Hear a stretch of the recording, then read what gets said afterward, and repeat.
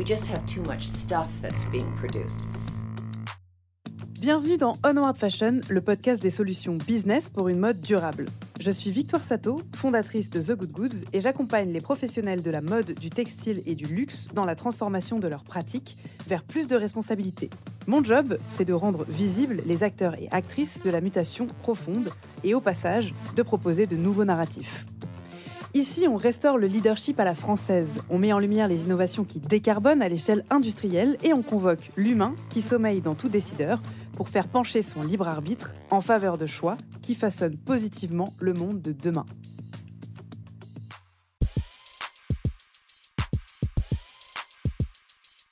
Le secteur du retail est en berne. Entre les géants du luxe et l'ultra fast fashion, les marques du milieu de gamme s'échinent à survivre, annoncent des plans de redressement, voire déposent le bilan quasi quotidiennement.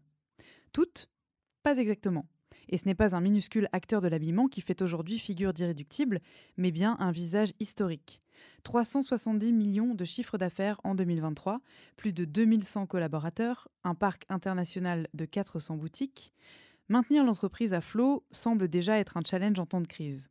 Ajoutez à cela la mise en place d'une vraie politique de transformation RSE et vous obtenez, me direz-vous, l'ascension de l'Everest par la face nord.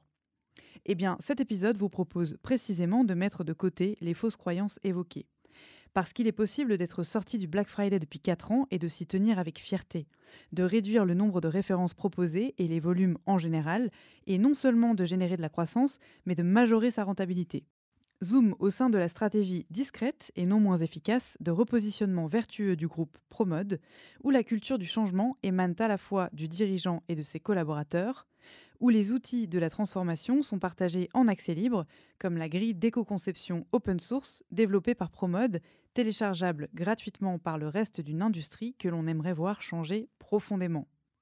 Parce que, si vous en doutiez encore, la pérennité des marques de mode est intimement liée à la sincérité de leurs engagements. Démonstration avec Julie Dumont, Juliette Rimbaud et Julien Paulet dans cet épisode d'Onward Fashion. Bonne écoute! Bienvenue à toutes et à tous dans cette émission. Ça fait donc 20 ans que je ne m'étais pas intéressée à la marque et quand il y a quelques mois j'ai voulu voir ce qu'il en était de votre évolution, des engagements RSE, je m'attendais un peu peut-être naïvement à retrouver une marque en souffrance, comme beaucoup de marques milieu de gamme dans le retail en ce moment, une marque pas très engagée ou qui raconte beaucoup de choses sur ce qu'elle ne fait pas. Mal m'en a pris, puisque ayant eu l'opportunité de plonger dans le rapport RSE très détaillé, qui est d'ailleurs en accès libre pour l'année 2023 sur votre site web, j'ai découvert non seulement des choses très avancées par rapport à l'ensemble du secteur et en plus une invitation à partager des ressources prochainement. Ce dont on va parler aujourd'hui, la grille d'éco-conception notamment, mais dans le cadre plus global de la stratégie RSE du groupe. Aujourd'hui, je suis très heureuse de recevoir Julie, Juliette et Julien, je vais essayer de ne pas me tromper. Julie Dumont, vous êtes styliste spécialisée dans la RSE chez ProMode. Juliette Rimbaud, vous êtes chef de projet RSE. Et Julien Paulet, vous êtes président. Bienvenue à tous les trois. Je vous propose, une fois n'est pas coutume, de démarrer par les garçons. Julien, j'aurais aimé, avant qu'on entre dans le détail de la stratégie RSE et de l'éco-conception en général, qu'on démarre par peut-être un cadrage plus global, un peu la big picture du groupe qui a plusieurs décennies. J'imagine qu'il a rencontré pas mal de challenges et que vous avez repris il y a quelques années. Et peut-être tout simplement en expliquant ce que fait ProMode. Merci. Alors ProMode, c'est une entreprise française, familiale, indépendante, qui a été créée par mon père en 1975. Donc on va fêter nos 50 ans l'année prochaine. ProMode conçoit, fait fabriquer, distribue et vend des produits de prêt-à-porter et d'accessoires pour femmes depuis l'origine. L'idée de départ de mon père était dans les années 70 de d'offrir aux femmes la possibilité de s'habiller et de changer un peu plus régulièrement de garde-robe. Les femmes avaient tendance à travailler plus, à être plus dans la vie sociale. Et donc, il y avait un petit manque de mode plus accessible.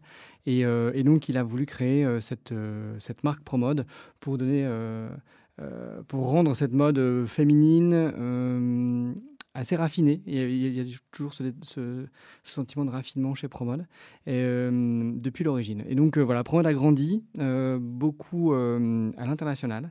On a été l'une des premières enseignes françaises à s'exporter, d'abord en Belgique. Naturellement, on a grandi à Lille. Et puis ensuite en Europe, au Moyen-Orient, jusqu'en Chine. Et ProMode a grandi comme ça très fortement. On a eu jusqu'à plus de 1000 magasins dans 55 pays en 2012. C'était un peu le pic. Et en 2016, ProMode avec une crise assez importante, des pertes assez lourdes. Et à partir de 2017, on a commencé à entamer un virage. On s'est rendu compte que le business model de masse dans lequel on avait petit à petit un peu glissé, mais comme beaucoup de marques milieu de gamme. Donc un business model de masse, c'est-à-dire toujours plus de produits, dans toujours plus de magasins, acheter toujours un peu plus loin, pour vendre toujours plus de volume. Et bien tout ça n'avait pas beaucoup d'avenir, parce qu'autant au début des années 2000, ça répondait à un appétit de consommation extrêmement puissant. Et puis à la fin des années 2010, même avec de la promotion, on s'est rendu compte que nos produits, s'ils n'étaient pas vraiment pensés pour répondre à un besoin spécifique de la cliente, ne se vendaient pas, ou en tout cas beaucoup moins bien. Et donc voilà, donc depuis 2007, on a entamé ce virage. Et moi, je suis rentré chez ProMode en 2012. Et j'en ai pris la présidence en 2018. Et donc, j'accompagne maintenant ce beau projet qu'on a appelé le retail responsable sur mesure chez ProMode. Donc, retail, parce qu'on veut rester une marque accessible dans tous les sens du terme, accessible en prix, mais aussi accessible en style, et puis accessible au plus grand nombre de femmes. Responsable parce que la RSE est maintenant au cœur de notre stratégie d'entreprise, et sur mesure bien sûr pas pour les vêtements sur mesure, mais plutôt pour un service sur mesure à chacune de nos clientes, c'est-à-dire considérer chacune des clientes qui entrent dans un magasin ProMode comme une cliente unique avec un besoin spécifique, et donc nos conseillères de mode sont là pour les accompagner dans leur acte d'achat. Il y a déjà plein de points assez différenciants sur le même niveau de gamme en fait, du marché que je note. C'est que déjà, vous avez vécu une crise un peu plus tôt que les autres marques, et notamment plus tôt que celle du Covid. Et vous avez aussi pris un virage, on va en parler, mais d'éco-conception et RSE globale avant les autres, par opportunité aussi, par bon sens commercial.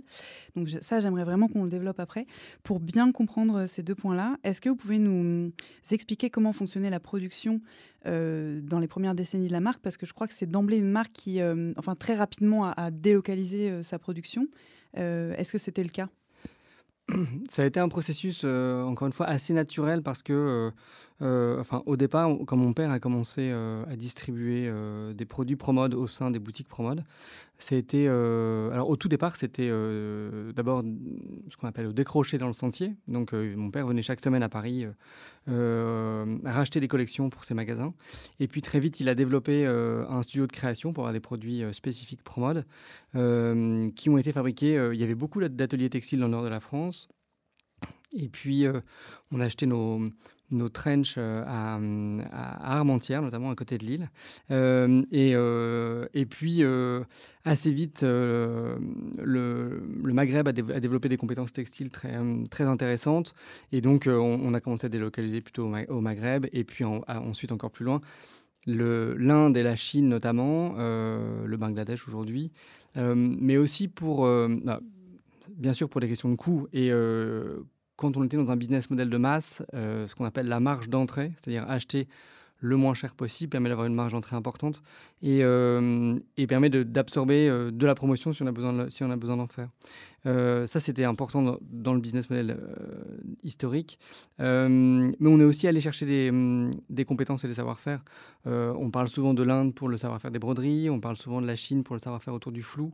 Et donc, c'est aussi pour ça qu'on est allé chercher ces compétences-là. Maintenant, aujourd'hui, si on voulait rapatrier notre production en France, on est très embêté parce qu'on n'a malheureusement plus autant de savoir-faire aujourd'hui en local. Ce qui n'empêche pas qu'on souhaite chez Promode rester un acteur aux côtés des entreprises industrielles made in France. Et donc, on développe maintenant chaque saison au moins une initiative Made in France pour soutenir ces acteurs-là.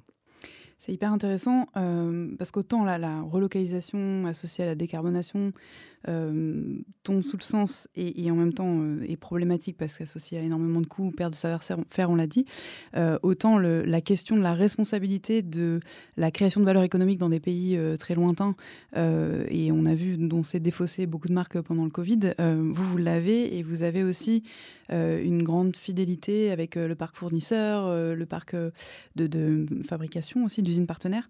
Donc tout ça rend très intéressant à mon sens cet épisode parce que c'est un cas d'école de la complexité de la transformation concrète d'une grosse marque. Est-ce que vous pouvez nous faire un petit point, parce que vous avez eu une vie professionnelle avant de rejoindre Promode, donc nous expliquer un petit peu quelle est votre formation et d'où vous venez avant de reprendre? Alors moi j'ai une formation d'école de commerce classique, mais j'avais très vite identifié que le monde de la mode m'intéressait et j'ai eu besoin d'aller m'intéresser à d'autres univers avant de rejoindre l'entreprise familiale. Après mon école de commerce, j'ai fait un master à l'IFM, à l'Institut français de la mode à Paris, en management dans les métiers de la mode. Et ça m'a donné accès notamment au secteur du luxe. L'IFM est très implanté dans différentes marques de luxe parisiennes. Et j'ai eu une expérience de 7 ans chez Louis Vuitton. D'abord au prêt-à-porter femme. Le prêt-à-porter femme chez Louis Vuitton est né au début des années 2000 et moi j'y suis rentré en 2005. Et donc d'abord au prêt-à-porter femme, au développement produit et puis ensuite en maroquinerie homme. Et j'ai adoré cette expérience-là. Louis Vuitton est une très très belle marque, on en parle beaucoup, mais c'est surtout une marque qui s'est construite autour d'un vrai savoir-faire et qui vend du rêve, qui vend de la désirabilité, qui vend le beau geste à ses clients. Les produits Louis Vuitton sont très chers, mais on vend avant tout cet imaginaire autour de ça. Et mon rôle en tant que chef de produit ou chef de groupe là-bas était de mettre en lumière tout ça. Et quand j'ai à un moment choisi de rebifurquer vers l'entreprise familiale, j'ai eu besoin de m'intéresser à ce qu'avait créé mon père et à m'impliquer dedans. Je me suis dit, mais en fait, dans un produit Promode, il n'y a pas beaucoup moins de savoir-faire que... dans une robe Promode, il n'y a pas beaucoup moins de savoir-faire que dans une robe Louis Vuitton ou Christian Dior. Ça reste du stylisme, du modélisme, de la mise au point, de la confection. Bien sûr, c'est pas les mêmes matières, ce ne sont pas les mêmes détails. Mais en reprenant la marque Promode aujourd'hui, c'est bien autour de ce savoir-faire-là et de montrer à nos clientes et de faire savoir à quel point il y a de la compétence et de l'amour du textile dans chacun de nos produits. Parce qu'on a la chance chez Promode d'avoir nos propres stylistes, et Julie est là pour en témoigner. Mais aussi, nous avons tout un bureau d'études avec des modélistes, avec aussi un atelier de prototypage en interne à Marc-en-Barœul, près de Lille. Et donc, on intègre beaucoup de savoir-faire dans chacun de nos produits, avec un bien-aller, avec des carcasses Promode, comme on les appelle en interne. Donc vous êtes arrivé dans une période arrivé en tête, on va dire, dans une période de crise, avec donc ces valeurs, cet amour du produit et ce respect pour le savoir bien faire. Je crois que c'est difficile de se faire un nom, globalement. Un prénom, c'est encore plus compliqué. Donc, qu'est-ce que c'était la proposition de valeur de Julien Pellet dans un groupe familial, en plus, où l'actionnariat est principalement détenu par les membres, les membres de la famille? Comment vous avez convaincu? Je suis arrivé avec un projet qui était très simple, où donc j'avais déjà passé 6 ans dans l'entreprise avant de souhaiter en prendre les rênes. J'étais convaincu que Promode avait des atouts vraiment intéressants en main pour proposer quelque chose de différent dans ce secteur, et des avantages indéniables comme ce savoir-faire textile qu'on a toujours gardé en maîtrise en interne chez Promode. Et ça, c'est assez unique pour le souligner. Nous sommes des retailers diffusés via un large réseau de magasins, et on peut s'appuyer sur un réseau de magasins très qualitatif. Et enfin, et peut-être même surtout, on a chez Promode des équipes hyper engagées. Mon père a vraiment créé cette entreprise autour de valeurs humaines très fortes. On croit beaucoup en l'humain chez Promode depuis la création. Et ça, j'ai pu le toucher du doigt. Et je me suis dit, si on peut avoir une chance de transformer l'entreprise, ça se fera en tous les cas avec les hommes et les femmes en interne. Et il y a un tel engagement que ça semblait possible. Et puis, donc ça, c'était le postulat de base. Et puis ensuite, je suis allé voir mon père en lui disant, voilà, moi, ce qui m'intéresse, c'est de développer la valeur ajoutée chez Promode. Je ne veux pas me battre que sur le prix. On est une marque accessible. C'est important de rester accessible en prix, en style, on l'a vu, pour différentes clientes. Mais en revanche, moi, ce qui m'intéresse, c'est qu'on se batte sur la valeur ajoutée du produit et sur justement la mise en lumière de tout ce savoir-faire qu'on intègre dans chacun des produits. Et faire un produit toujours moins cher, il y aura toujours quelqu'un de plus malin ou de plus bête pour le faire. Et moi, c'est pas mon combat. Mon combat, c'est vraiment de rendre accessible un produit avec le plus de savoir-faire possible, avec le plus de valeur ajoutée possible. Et donc, concrètement, partant de ce postulat et voilà, de ces nouvelles valeurs, cette nouvelle direction, comment, en fait, quel a été si vous voulez, le momentum où vous vous êtes dit, OK, bon, la stratégie, c'est ça, enfin plutôt le plan, c'est celui-ci, mais comment est-ce qu'on met en place une stratégie? Donc encore une fois, on va rentrer dans le détail de la RSE et de l'éco-conception, mais plus globalement, notamment sur cette logique de volume, comment est-ce que vous avez fait? Est-ce que vous vous êtes recentré sur le produit? Comment est-ce que vous vous êtes dit que vous alliez incarner cette volonté de transmettre les savoir-faire à travers un produit qui reste accessible? Je pense que, dans l'histoire de Promode, donc mon père qui est le fondateur et qui a eu l'idée de cette entreprise est quelqu'un de très produit et toujours été très proche du produit. Et puis l'histoire de l'entreprise a fait que il a pris du recul par rapport à l'opérationnel, que d'autres personnes ont pris la tête de l'entreprise qui était peut-être un peu plus orientée commerce que produit. Moi, j'ai une sensibilité produit et un amour du produit, et puis une formation aussi autour du produit. Et quand je suis rentré chez Promode, assez naturellement, j'ai passé plus de 4 ans à travailler sur le produit, et notamment sur l'accessoire. Mais venant de chez Louis Vuitton, voilà, j'étais plutôt sur ce produit-là. Et donc, il m'est semblé assez naturel et évident que le renouveau de la marque passerait d'abord et avant tout par le produit. Et donc, monter sur le cheval et reprendre les rênes de l'entreprise était pour moi aussi une façon de remettre le produit au cœur de notre stratégie, avec beaucoup plus de paramètres qu'auparavant.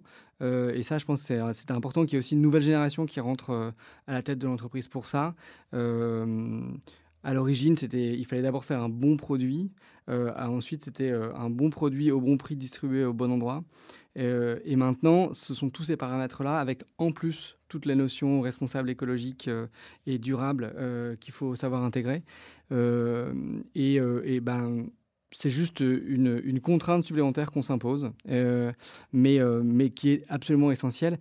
Et une de mes convictions aussi, au moment où j'ai repris Promode, c'est que une entreprise de textile féminin, en tous les cas, de textile en général, doit être durable ou ne sera pas. En fait, c'est pas une option, c'est une nécessité pour espérer avoir un avenir dans le métier. Et donc c'est ça aussi qu'on a souhaité mettre en place. C'est intéressant parce que la contrainte que vous décrivez donc, de l'éco-conception, effectivement, c'est un peu la cerise sur le gâteau, si on part du principe que l'hyperproduction est la problématique dans la pollution de cette industrie, et vous avez commencé effectivement par faire cette espèce d'arrêt sur image en se disant ok, recentrons-nous sur le produit, réduisons le nombre de références aussi, on va en parler, mais ce qui est une exception, en tout cas sur votre segment de marché.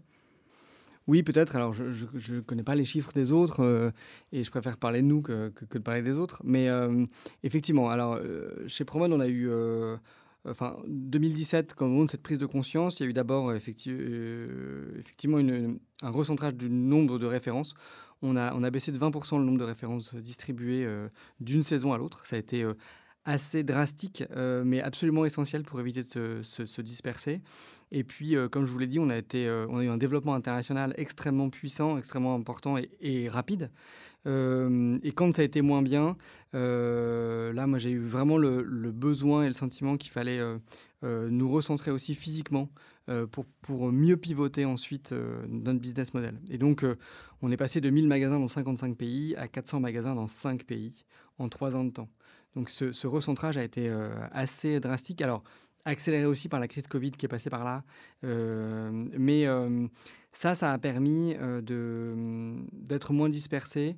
Et on continue encore aujourd'hui à optimiser notre nombre de références proposées.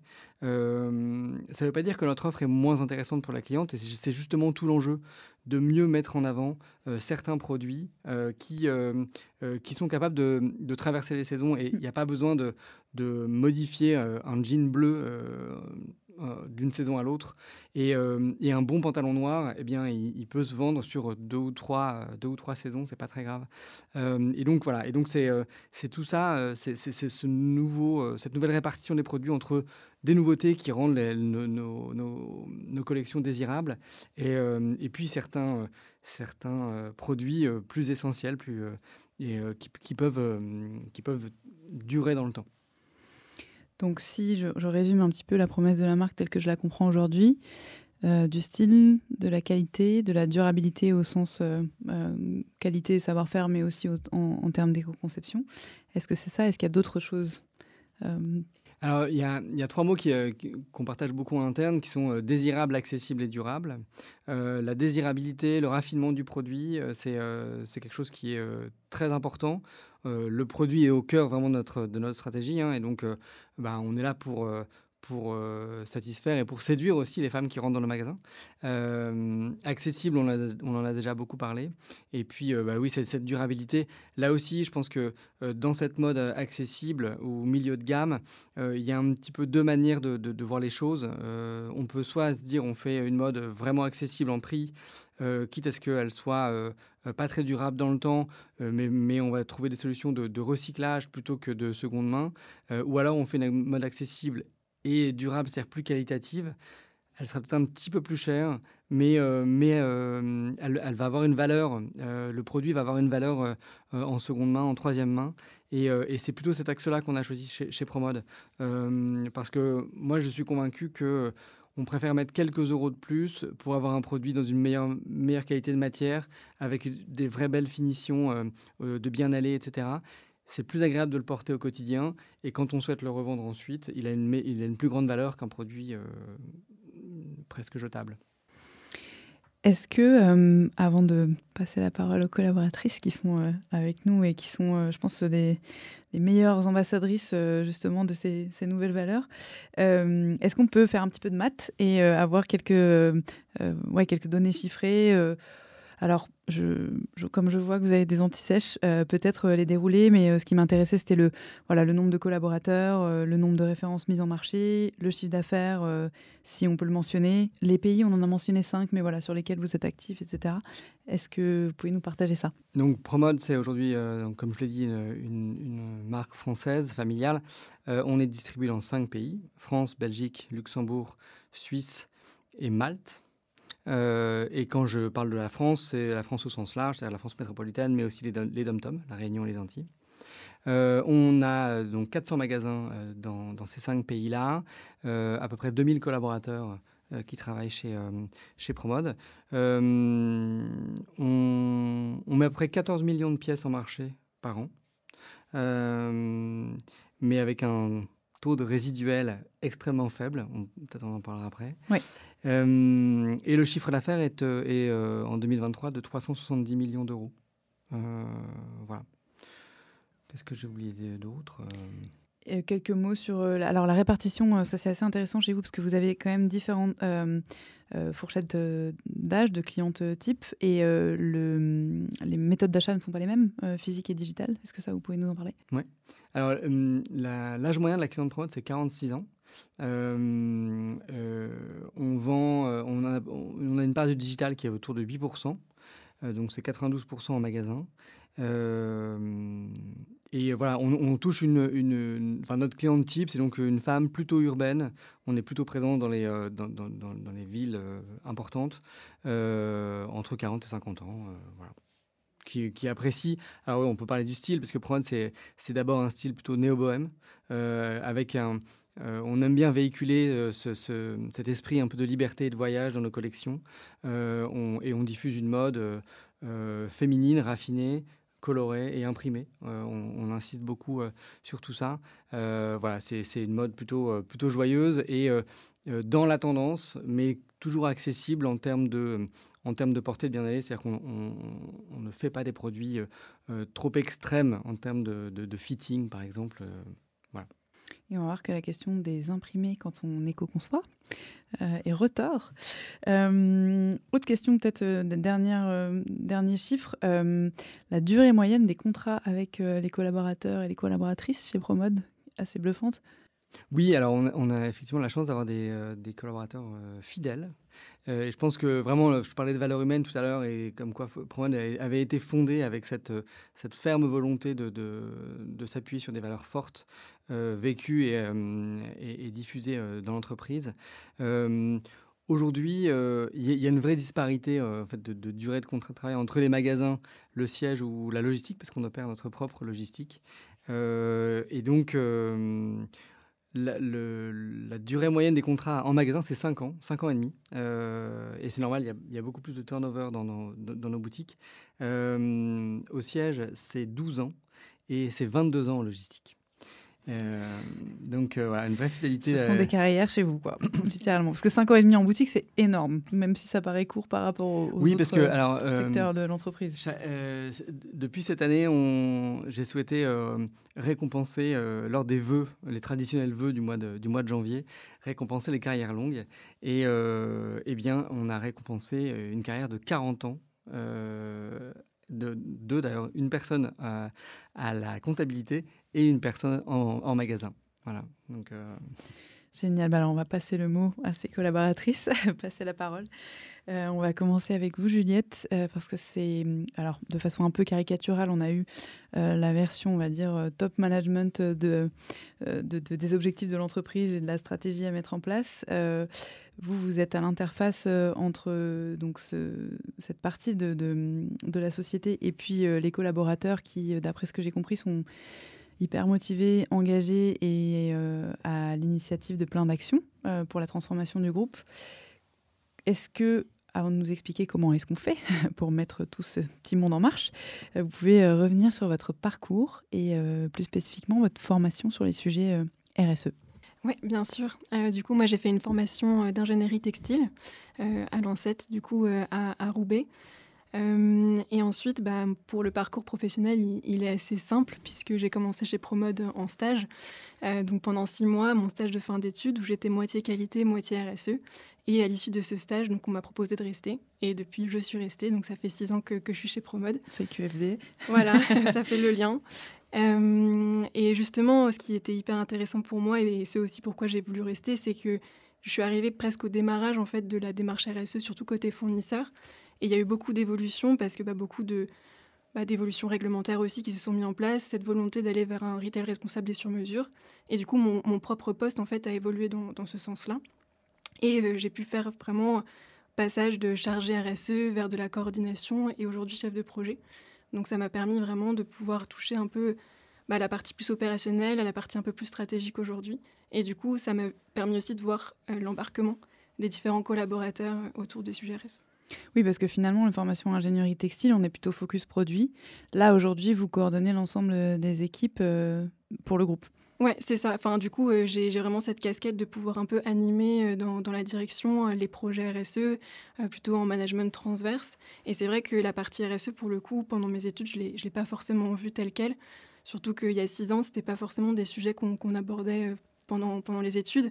Il y avait quand même quelques cours autour de l'analyse de cycle de vie. Donc, on a quand même cette perception des impacts, surtout liés à l'industrie textile dans cette école. Mais en fait, ce que j'ai surtout appris, c'était sur le terrain, donc que ce soit via mes responsables au fur et à mesure des années. Ça a été aussi des groupes de travail avec d'autres enseignes, parce que du coup, Promode est membre de l'ICS depuis 2017, donc c'est Initiative for Compliance and Sustainability. Et en fait, cette initiative, elle permet de rassembler plein de marques autour des sujets RSE. Et c'est là aussi où j'ai appris beaucoup d'expériences de nos concurrents ou même de marques hors secteur textile. Et ça a été hyper enrichissant pour moi.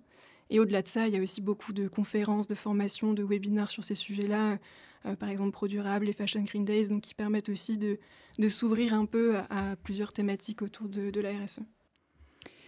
Il y a plein de mots-clés sur lesquels on va rebondir, mais des notions très intéressantes déjà.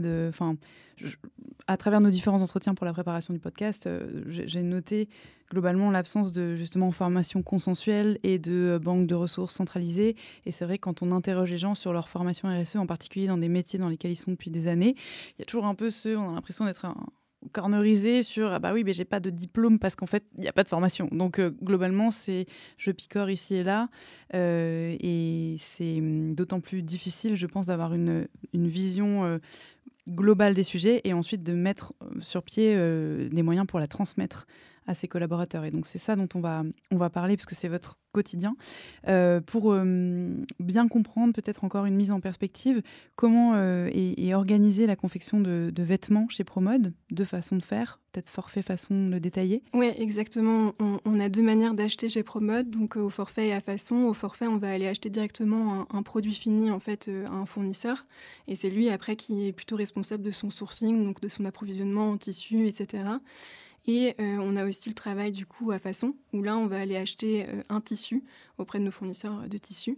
Et ensuite ces tissus, on va les envoyer à des façonniers donc, qui sont au Maroc et Tunisie au global.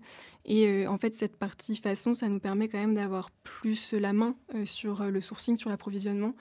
Et notamment aussi sur la partie plus style, mais sur les imprimés. Et on a des graphistes du coup en interne qui vont travailler sur ces imprimés-là et qui vont permettre ce savoir-faire dont parlait Julien aussi. Parce que vous réalisez, ce que mentionnait Julien, beaucoup de prototypes dans l'atelier. Oui, on a effectivement un atelier du coup de montage où on fait des prototypes et ça nous permet de... surtout pour les stylistes, pour le coup, de mieux visualiser le produit fini et du coup de pouvoir un peu mieux comprendre comment le réaliser, comment l'optimiser aussi, la partie modélisme, comment faire en sorte que le bien-aller soit en phase avec ce qui avait été imaginé dès le départ. Et ça, concrètement, ça doit permettre des économies, j'imagine, de papier, d'aller-retour en avion ou en autre d'ailleurs, mais pour aller vite généralement sur les protos. Ouais, tout à fait. On essaie de diminuer ça au maximum et après, on a toujours besoin quand même de recevoir quelques prototypes de la part de nos fournisseurs, notamment au forfait. Quoique, on commence de plus en plus aussi à faire de l'élaboration de prototypes au forfait également. Et après, toute la partie, on achemine ces prototypes jusqu'à chez nous. On essaie quand même de limiter tout ce qui est emballage au siège. On essaye de faire des petites sensibilisations avec les fournisseurs et en interne. Est-ce que vous pourriez nous donner la définition d'un produit éco-conçu chez Promode ? Yes, alors un produit éco-conçu pour Promode, parce que du coup il n'y a pas forcément de définition officielle aujourd'hui, mais pour nous un produit éco-conçu c'est vraiment un produit qui va prendre en compte tous les aspects environnementaux sur toutes les étapes du cycle de vie, donc que ce soit de la matière première, de la fabrication du tissu, de la confection, la logistique, l'utilisation et la fin de vie. Donc prendre tous ces aspects-là avec 3 objectifs. Faciliter la recyclabilité, réduire l'impact environnemental et assurer la durabilité dans le temps. Et l'enjeu aussi de l'éco-conception, ça va être de garder la fonction d'usage du produit, c'est-à-dire qu'on va l'avoir conçu pour une certaine utilité, et c'est de garder cette utilité dans l'éco-conception. Donc de ne pas perdre de vue à quoi il va servir à la fin. Donc en ce qui concerne la partie... on va dire, c'est ce qui concerne la partie vraiment usage et vie du produit dans le cycle de vie, dans son ensemble. Et donc ça, On va parler en détail de la grille d'éco-conception, mais donc ce sont des critères concrets, au-delà de un peu la bullet list, des critères concrets qui s'accompagnent de pondération, de score. C'est ça que vous avez voulu mettre en place à travers cet outil pour pouvoir, si j'ai bien compris, pour chacun des produits, évaluer en amont de sa conception son impact, son score d'éco-conception chez vous. Ouais, c'est ça, c'est cette définition, en fait, c'est de la traduire sous des leviers, des critères, justement sous ces différentes étapes, pour qu'on puisse, surtout les équipes de développement produit, activer en fait ces leviers-là. Et cette activation va permettre ensuite d'identifier si le produit est éco-conçu ou s'il ne l'est pas, encore une fois selon notre définition interne. Je voudrais revenir sur la fonction d'usage parce que déjà, peu de marques se l'approprient, encore plus quand on est une marque de... Je ne sais pas si vous vous définissez comme étant une marque de fast fashion, mais en tout cas avec un renouvellement relativement rapide des collections, parce que le but, c'est de vendre de la nouveauté souvent. Comment est-ce que concrètement, vous l'évaluez, cette fonctionnalité d'usage ?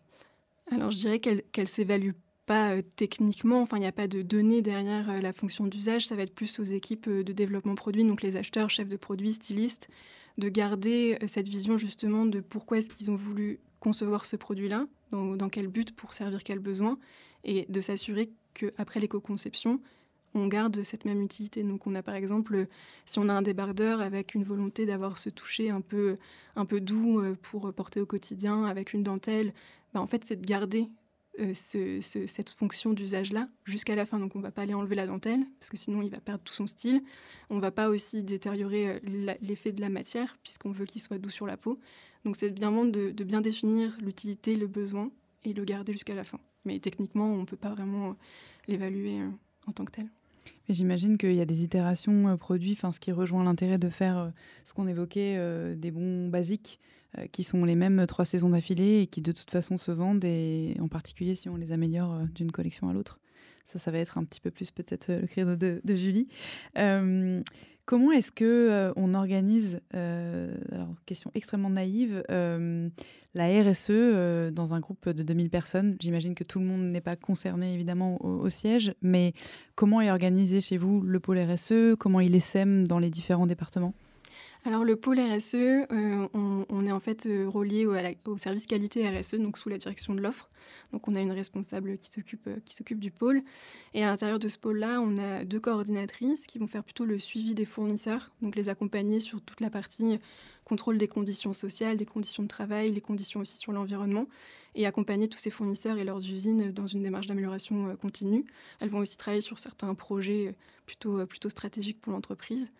On a une personne aussi qui est en alternance, qui est chargée RSE, qui va être vraiment le soutien opérationnel aux coordinatrices pour tout ce qui va être planification des audits, renouvellement, vérification des certificats, etc. Et ensuite, on a 2 chefs de projet. Donc un qui va être plus sur la partie qualité et développement durable, et notamment qui a, avec une coordinatrice, le sujet de l'ACV et de l'affichage environnemental.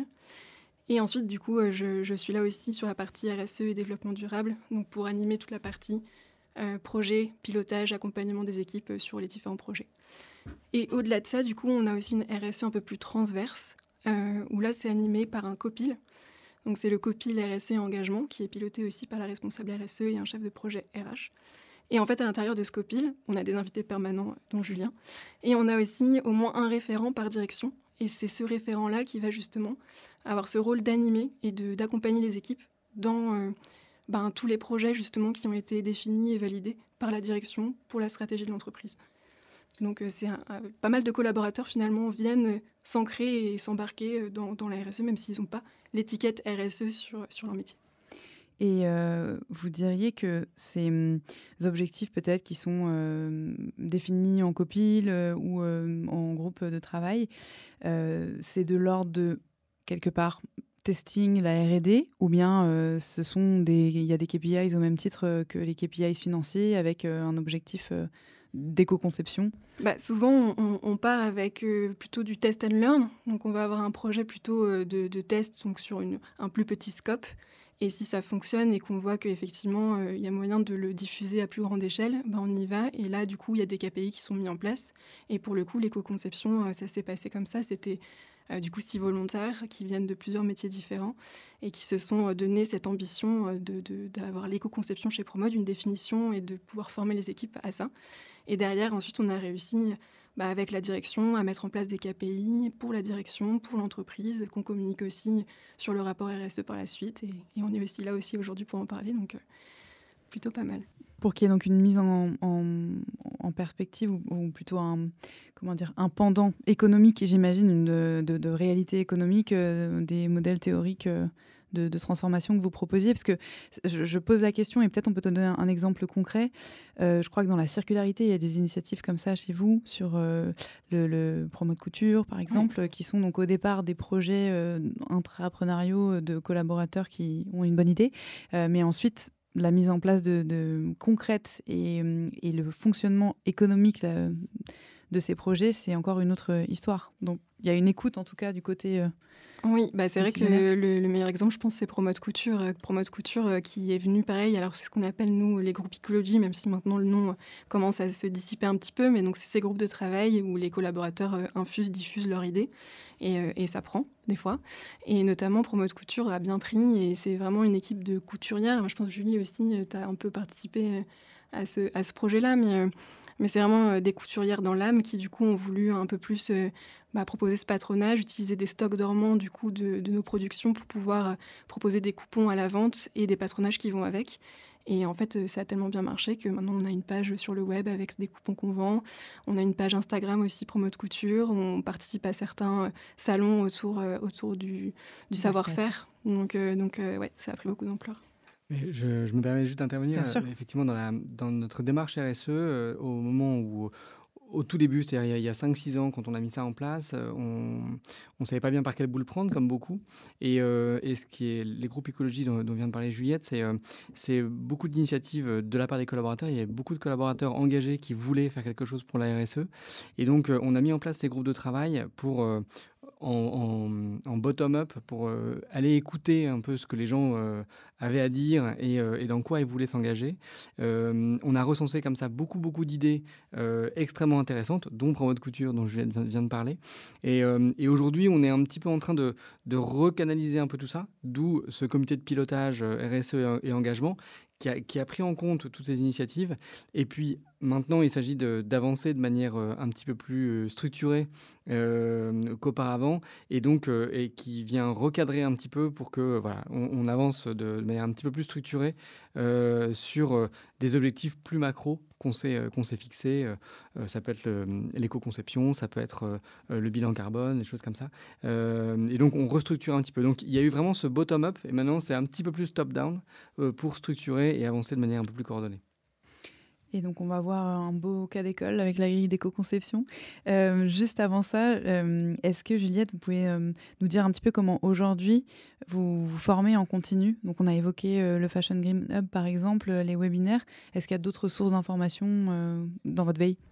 Alors, comme source, c'est assez compliqué. En fait, il y a beaucoup de possibilités de sources différentes.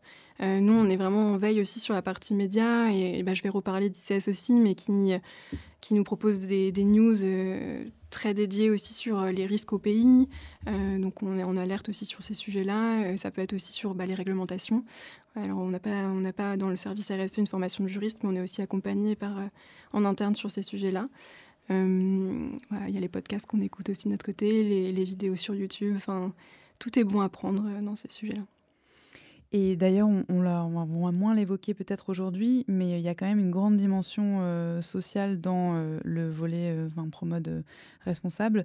Peut-être vous pouvez nous expliquer rapidement comment vous fonctionnez principalement sur les audits, parce qu'on l'a évoqué, vous avez une chaîne de valeur qui sont assez éparses et lointaines. Comment ça marche chez vous ? Alors chez nous, la première étape, c'était de pouvoir tracer toutes les usines avec lesquelles on avait une relation en direct. Donc nous, c'est ce qu'on va appeler le rang 1 pour la partie confection des lavages. Et ensuite, on a sur le rang 2, du coup, quelques fournisseurs aussi en direct, puisqu'on va travailler à façon. Donc on va avoir une relation en direct avec ces fournisseurs-là de tissus. Et donc pour toutes ces usines avec lesquelles on travaille en direct, on va les auditer socialement via justement le référentiel ICS. Et ça va être une note qui va aller de A à E avec un pourcentage. Et donc, on va aller auditer, donc avoir une photo à un instant T de ces usines-là sur les conditions de travail. Et ça va nous permettre ensuite de mettre en place un plan d'accompagnement si jamais possiblement des non-conformités ont été relevées. Donc on va, avec l'équipe RSE, suivre ce plan d'action correctif, suivre les améliorations et ensuite relancer des audits si jamais il y a eu des non-conformités pour pouvoir vérifier que tout a été corrigé. Donc ça, c'est pour la partie sociale. Donc on le fait sur toutes les usines et on considère que ces audits-là sont valables pour une durée de 2 ans. Sauf si effectivement il y a eu des non-conformités. Là, on va mettre des délais en place pour la correction. Et sur la partie environnementale, on va plutôt auditer les usines qui ont un procédé à voie humide parce que c'est là où le risque est le plus élevé. Donc tout ce qui va être délavage, teinture et impression. Et encore une fois, on va le faire sur nos usines en direct. Et là, encore une fois, on va avoir un audit, donc une photo à un instant T, qui va nous permettre de savoir quelles sont les priorités pour les corrections. Et encore une fois, on va accompagner les usines dans cette mise en conformité. Et là, depuis 2 ans, on a forcément continué à tracer la chaîne d'appro. Donc on commence à avoir plus d'informations sur le rang 2 indirect, donc nous on l'appelle rang 2 indirect, et le rang 3 indirect. Et ça nous permet justement de mettre en place un peu un management des risques, donc de se dire sur toutes ces usines-là qu'on a réussi à tracer, lesquelles ont plus de risques au niveau social et ou au niveau environnemental, que ce soit par rapport au pays, que ce soit par rapport au process de production, etc. Et du coup, on va aller lancer des audits comme ça, en fonction du risque qu'on a identifié dans les usines, pour s'assurer des conditions de travail. Et pour refaire le lien aussi avec ICS, c'est que on a je trouve que c'est hyper intéressant, c'est qu'on peut mutualiser en fait les audits qui sont lancés. Donc par exemple, si on lance un audit et que cette usine-là est aussi utilisée par une autre marque, elle aura accès aux mêmes informations que nous. Et ça permet aussi aux fournisseurs de pouvoir mettre en avant leurs conditions dans les usines. J'invite toutes les personnes qui nous écoutent à télécharger le rapport RSE dans lequel il y a énormément d'infos sur la cartographie des fournisseurs, des différents rangs. Enfin, tout ça est hyper bien expliqué et aussi avec un effort d'humilité, à savoir on en est là, il nous reste encore tant à découvrir. Je pense que c'est une vraie force dans l'approche de la CSRD et d'autres mesures réglementaires. C'est un travail de traçat que vous avez déjà fourni en amont de celui qui va être fait, j'imagine, un prestataire peut-être technique X qui arrivera par la suite, mais voilà, c'est pas du travail perdu, en plus d'informer les clientes finales. Julie, c'est à vous. Vous êtes, je pense, une illustration parfaite à la fois de la fidélité à l'entreprise, aussi de la façon dont les collaborateurs peuvent être à l'initiative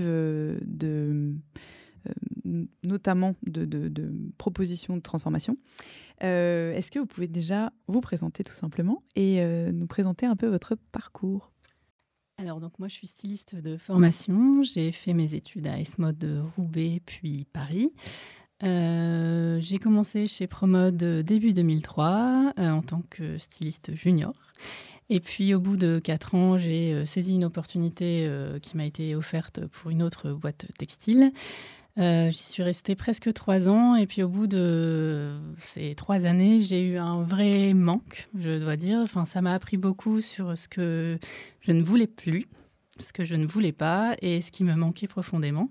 Et effectivement, il y avait toute l'approche fournisseur, travailler avec des modélistes, travailler, comme l'expliquait Juliette, la partie façon, pouvoir manipuler des tissus, enfin voilà, toute cette partie-là qui me manquait beaucoup, plus la partie humaine, j'avoue.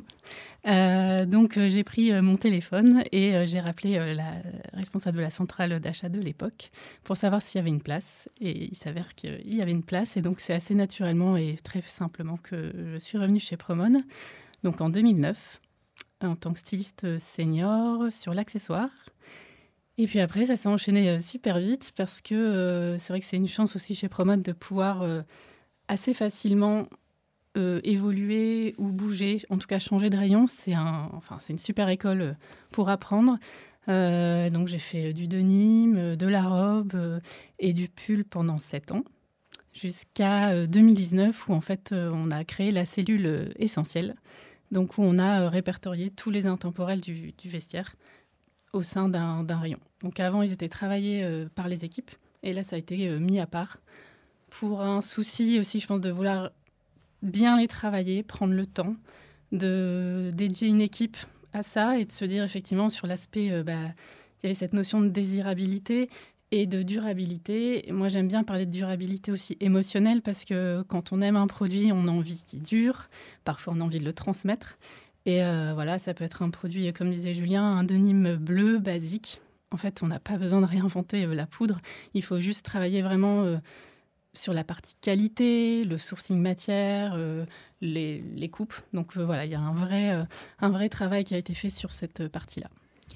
Et alors en 2019, donc on est aux prémices de l'éco-conception chez Promode. Et vous êtes, vous avez été là à la genèse de ce mouvement. Est-ce que vous pouvez nous raconter justement comment ça s'est passé en interne au sein des équipes ? Oui, mais alors en fait, je pense que étant sur les essentiels, mon regard aussi a un petit peu changé de par les recherches que j'effectuais effectivement pour la partie produit. Je me suis ouvert à plein d'enseignes, plein de choses que je regardais peut-être pas ou moins ou différemment avant. Et en 2019, donc effectivement, il y avait ces workshops écologie. Moi, ça m'a tout de suite intéressée. Donc en fait, c'est venu vraiment d'une bande de collabs hyper motivés, engagés, et puis qui avaient envie de se bouger dans la transformation de l'entreprise et dans ce beau projet RRSM. Retail responsable sur mesure. Donc, on s'est effectivement retrouvés lors d'un workshop. Et puis, l'idée, c'était, avec tous ces collabs volontaires qui s'étaient inscrits, de lâcher des idées, de se dire à quoi je pense pour Promode, qu'est-ce qui pourrait être utile, qu'est-ce qu'on pourrait faire de mieux. Et donc, le projet éco-conception est venu de là. Et donc, de 6 personnes engagés qui étaient donc volontaires pour travailler sur ce projet. On a effectivement, en plus des métiers différents dans cette équipe, on a une modéliste, on a une acheteuse, on a des gens de la qualité et de la RSE et le style. Donc c'est aussi très riche parce que c'est une vision un peu 360 et chacun amène sa force, chacun amène son expertise métier. Et c'est vrai que pour nous, l'éco-conception, en tout cas, c'est un vrai constat où on a besoin d'être ensemble autour du produit. Chacun vient avec ses contraintes ou une idée, pour aller dans le bon sens. Et vous étiez là au moment donc, de la redéfinition de l'offre, de vraiment quel est l'ADN de nos produits et qu'est-ce qu'on va garder finalement et qu'est-ce qu'on écrème parmi le 20%, je crois, de références que vous avez supprimées. Comment est-ce que vous avez procédé sur cet arbitrage ? L'arbitrage, il a commencé il y a déjà quelques années où je pense qu'il y a eu un besoin de remettre à plat aussi, je pense au fur et à mesure, les identités de la marque, enfin l'identité de la marque, et donc de se dire ce produit, aujourd'hui, par rapport aux attentes et par rapport à l'identité, il coche pas les cases. C'est un choix de pas y aller, au même titre que parfois il peut y avoir une tendance et on décide de pas y aller parce que ça matche pas avec notre identité. Donc c'est des vrais choix qui ont été faits. Parfois même, et je me souviens de produits, on s'est dit tiens, allez, on sait que c'est un bon produit, mais on décide qu'on l'enlève et on ne le fait plus parce qu'en fait, il ne correspond pas à ce vers quoi on veut aller, aussi bien en termes de tendance, d'écriture que de peut-être engagement, en tout cas au sens large. Et puis après, machinalement, je pense que c'est depuis quelques années, comme le disait Julien, on réduit. Et en fait, c'est pas parce qu'on réduit qu'on fait moins... c'est pas perçu comme moins, on fait différemment, les paramètres sont différents, on pense bien à la cliente, on fait beaucoup de questionnaires, on a quelqu'un en interne qui s'occupe de questionner le réseau et la cliente, donc on récupère énormément d'informations.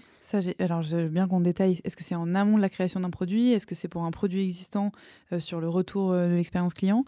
Ça peut être les deux. En fait, on a quelqu'un qui fait des analyses régulières à chaque saison ou de manière, si on demande ponctuellement sur une opération commerciale, on peut vraiment avoir de la data. On a aussi des questionnaires qu'on peut... Alors, on a aussi un petit outil interne de communication avec les magasins. Si on a une question sur un produit, hop, on envoie un petit message. On a des référentes magasins qui sont rattachées au chef de produit. Donc, il y a vraiment des liens qui existent avec le réseau et qui nourrissent du coup notre cahier de besoins, quoi. Et je reviens sur les questionnaires. Vous avez des grosses bases emailing, je crois, elles sont différenciées. C'est votre canal de communication principal avec la cliente finale quand vous proposez des questionnaires, c'est ça ? Oui. Oui, c'est ça. Effectivement, on a une base de clients contactables qui est importante. On a des clientes très fidèles et et un taux de réponse qui est relativement important. Donc on n'hésite pas à poser des questions. On avait même créé une petite communauté de makers avec une plateforme qui s'appelait You Make Promode et qui nous permettait d'être en lien direct avec ces clientes-là. Cette plateforme n'existe plus, mais on a gardé ce contact avec nos clientes les plus fidèles pour les questionner. Et puis, comme disait Julie, on a relancé de manière assez active, là, depuis une année maintenant, des tables rondes clientes au siège pour les faire réagir sur les produits, les écouter en physique même. Donc, il y a à la fois les sondages via emailing, mais aussi des tables rondes physiques. Et alors, il y a d'autres canaux de communication hyper intéressants en interne et de formation sur lesquels peut-être on peut développer. Vous avez une app interne. Comment est-ce que ça fonctionne? Elle concerne qui et qu'est-ce qu'on échange dessus? Alors, on a une application, donc la plateforme, où on peut en fait retrouver plein de petites capsules. Elles sont plus ou moins courtes en fonction du sujet. Elles sont dédiées beaucoup au réseau, puisque les magasins ont besoin d'informations et ils n'ont pas le temps ou pas d'accès, en tout cas, à leur boîte mail. Donc, ça permet d'avoir des informations assez simples. À la base, c'est vraiment pour de la formation. Et parfois, c'est de l'information, donc il y a un peu des deux. Donc, c'est vraiment à destination du réseau, mais aussi de tous les collabs, puisqu'on a un accès, chaque collaborateur a accès à cette plateforme. Et ça permet, donc il y a parfois des petites capsules obligatoires, entre guillemets. On se dit, avant telle réunion, allez consulter la capsule. Comme ça, tout le monde a le même niveau d'information quand on arrive au workshop ou au séminaire. Et après, sinon, c'est un petit système de points. Bon, là, c'est un peu ludique. On voit qui a consulté la formation continue. Ouais. Et donc, on a quelqu'un qui travaille sur ces capsules. Et effectivement, il y a des mises à jour assez régulières. Et puis voilà, c'est une mine d'informations qu'on peut consulter à tout moment. Et alors, en ce qui concerne la formation à l'éco-conception, j'ai entendu parler de Fish and Tips, si je ne dis pas de bêtises, et d'ateliers. Est-ce qu'on peut aussi illustrer vraiment concrètement de quoi il s'agit, comment ça se passe en physique pour les ateliers? Alors effectivement, donc, vous parliez de Fish. Donc le point de départ de ce groupe éco-conception, c'était de réaliser des petits tips, des fiches à destination des équipes. Les Bristol, les Bristol du bac.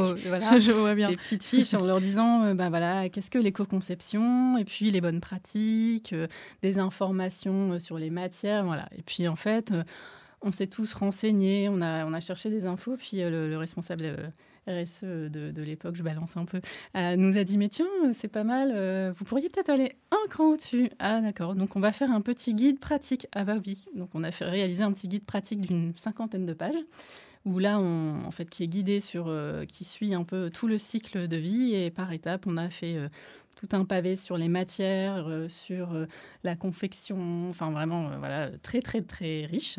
Et puis là, on s'est dit, mais en fait, on ne va pas demander aux gens de lire les 50aines de pages. Donc on s'est dit, allez, bingo, on y va, et on va animer des formations auprès des collaborateurs.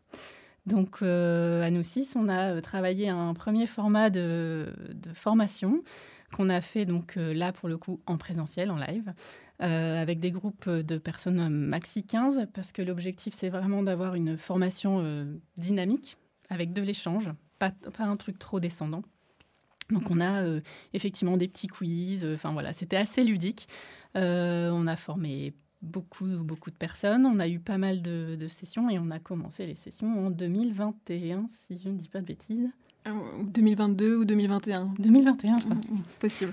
Et effectivement, donc assez ludique, avec des cas pratiques à la fin, parce qu'à la fin de la formation, on présentait cet outil, donc interne, qui a été travaillé, et l'idée, c'était de pouvoir déjà que les équipes se l'approprient en live pendant la formation. On était répartis par petits groupes de personnes, et effectivement, on était au minimum trois formateurs à chaque formation pour pouvoir justement les accompagner. Et ils se sont tous pris au jeu. Donc c'était assez amusant et très riche aussi pour nous de voir un peu le niveau de connaissance des collaborateurs sur ces sujets-là.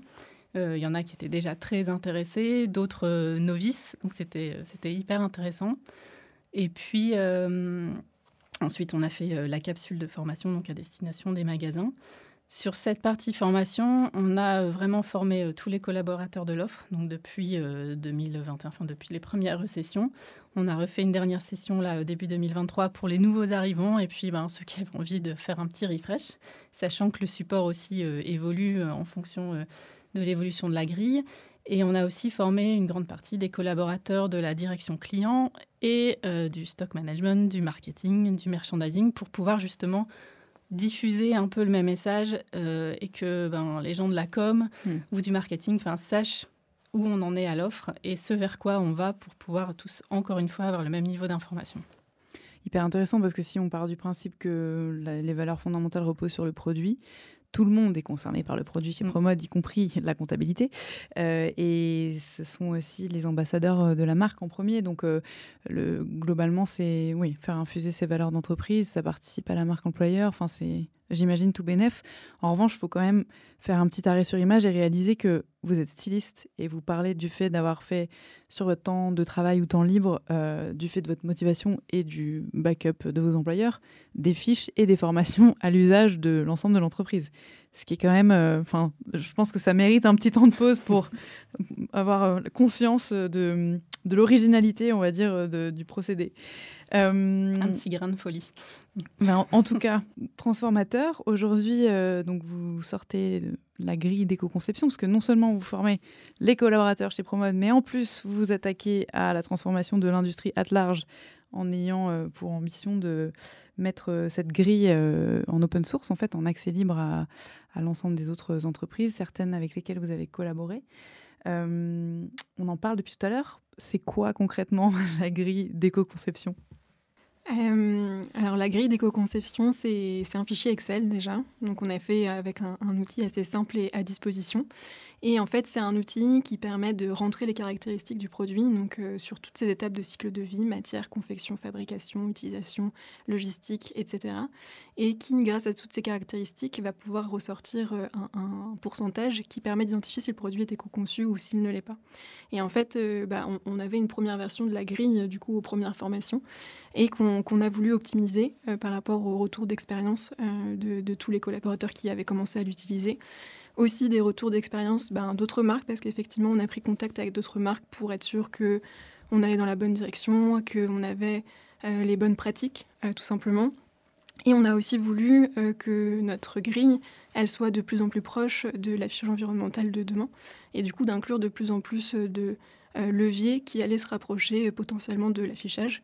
Donc pour la construire, on a vraiment toute cette liste de critères qui ont été pondérés, du coup de 1 à 5. On les a pondérés par conviction et par l'expertise du coup de ces métiers qui ont été représentés dans le groupe éco-conception. Et on a aussi utilisé un outil d'ACV pour s'assurer qu'effectivement les impacts étaient bien réels en fonction des leviers et de la pondération qu'on avait associée.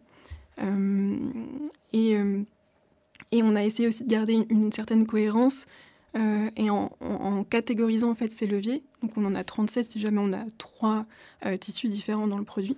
Et ces 37 leviers, en fait, on les a catégorisés sous 5 catégories. Matières premières, fabrication, confection, logistique et utilisation. La fin de vie, elle va plutôt se retrouver dans les matières premières.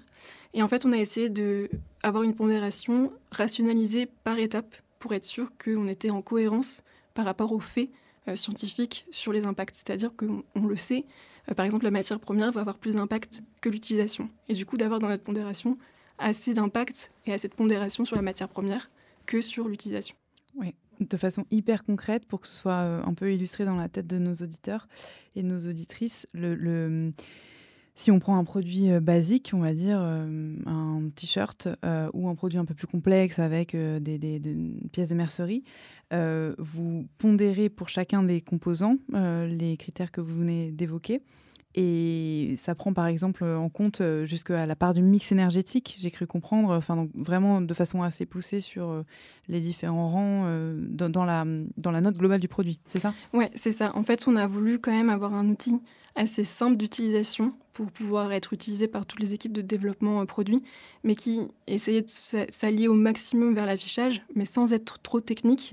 Et du coup, voilà, on a ces questions sur les matières, par exemple la composition déjà de base de la matière première, enfin, le tissu principal, le tissu secondaire, des questions sur est-ce que ces matières elles vont être monomatières et donc faciliter la recyclabilité, est-ce que je vais avoir plus de 3% d'élastane et du coup ça va détériorer la recyclabilité aussi de mon produit, des questions sur les fournitures, est-ce qu'elles sont fonctionnelles, si oui, est-ce qu'elles sont amovibles, donc pareil pour faciliter la recyclabilité du produit.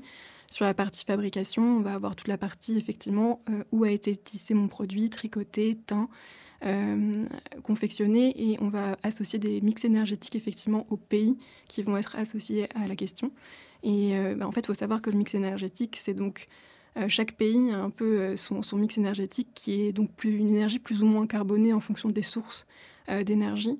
Et donc on a voulu vraiment mettre ça en avant parce que c'est ce qui va être très impactant sur la partie affichage. Et par contre, on a voulu aussi contrebalancer avec des fois des usines qui avaient leur propre source d'énergie renouvelable, qui étaient potentiellement dans un pays avec un mix carboné.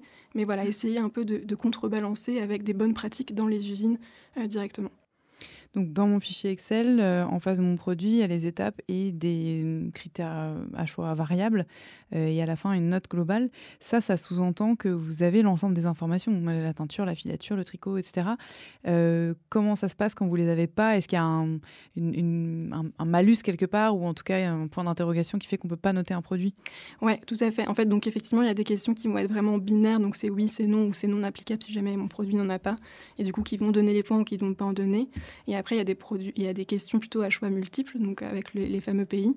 Et c'était ça aussi l'objectif, c'était que les acheteurs chefs de produits aillent de plus en plus creuser et prendre connaissance de leur parc fournisseur et des usines qui produisaient. Et donc, on a aussi créé un fichier d'interrogation un peu pour nos fournisseurs, donc avec un peu tous les éléments dont on avait besoin pour que les acheteurs chefs de produits puissent remplir la grille. Et il y a quand même cette possibilité de dire « je ne sais pas ». Mais par contre, effectivement, le « je ne sais pas » va être comptabilisé. Exactement. Et il y a à côté de ça vraiment des no-go sur des produits. Est-ce qu'il y a des critères qui sont rédhibitoires? Ouais, on a des critères effectivement qui sont obligatoires. Donc ça veut dire que s'ils ne sont pas activés, le produit ne pourra pas être éco-conçu. Même s'il a une super note au final, ces critères-là vont être vraiment rédhibitoires. Par exemple? Par exemple, on doit avoir au moins 20% de matière dite moins impactante au sein du produit.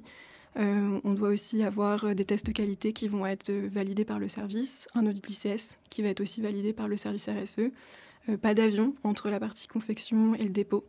Si on a du délavage, il faut qu'il soit au moins réalisé avec une technologie moins consommatrice en eau.